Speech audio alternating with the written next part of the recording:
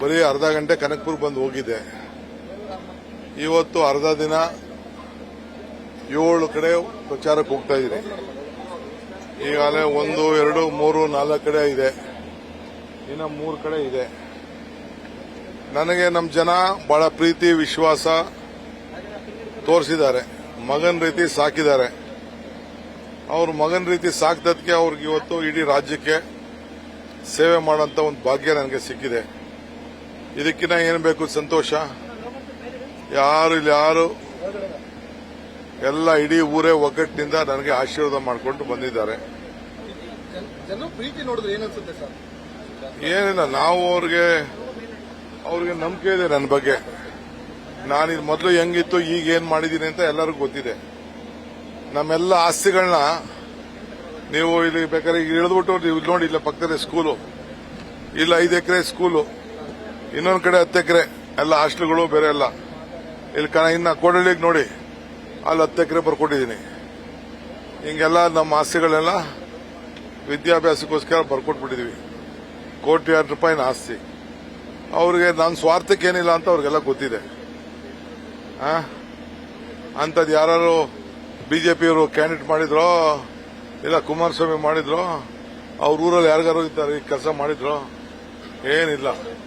ನಾವಿರೋದೇ ಜನರಿಗೋಸ್ಕರ, ನಮ್ಮ ದೇಹ ಇರೋದೇ ಜನರಿಗೋಸ್ಕರ.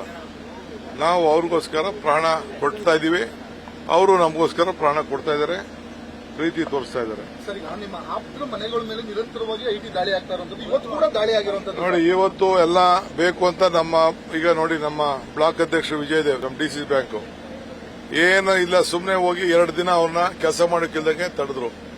ಇವತ್ತು ಬೆಂಗಳೂರಿನಲ್ಲಿ ಎಲ್ಲಾ ಕಡೆ ನಮ್ಮ ಕಾಂಗ್ರೆಸ್ ಕಾರ್ಯಕರ್ತರ ಮೇಲೆ, ನಮ್ಮ ಬ್ಲಾಕ್ ಅಧ್ಯಕ್ಷರುಗಳ ಮೇಲೆ ದಾಳಿ ಮಾಡ್ತಾ ಇದ್ದಾರೆ.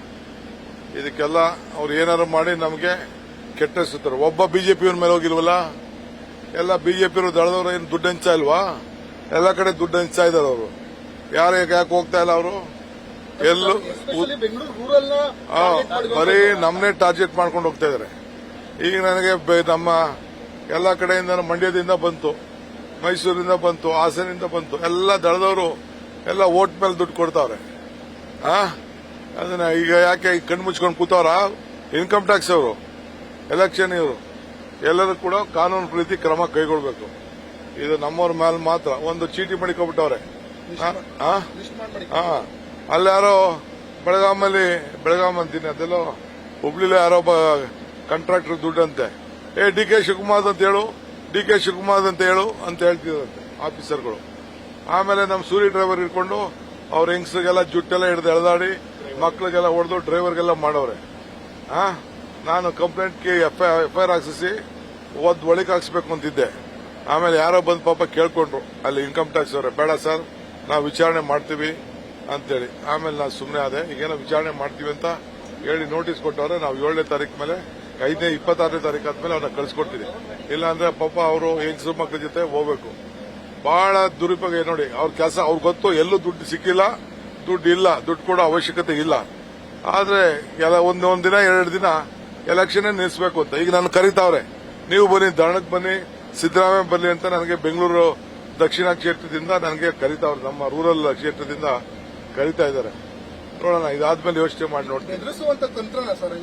ಎಲ್ಲ ಎದುರಿಸೋದು ಬೆದರಿಸೋದು ಏನಾದ್ರು ಮಾಡಿ ಅವ್ರಿಗೆ ಪಾರ್ಟಿ ಕ್ಯಾಂಡಿಡೇಟ್ ಸೋಲ್ತಾರಲ್ಲ, ಇದ್ರ ಮುಖಾಂತರ ಅಧಿಕಾರಿಗಳನ್ನ ಉಪಯೋಗಿಸಿಕೊಂಡು ಏನಾದ್ರು ಮಾಡಿ ಕೆಲಸ ಮಾಡಿಸಬೇಕು ಅಂತೇಳಿ ಇವತ್ತು ಹೊರಟಿದ್ದಾರೆ.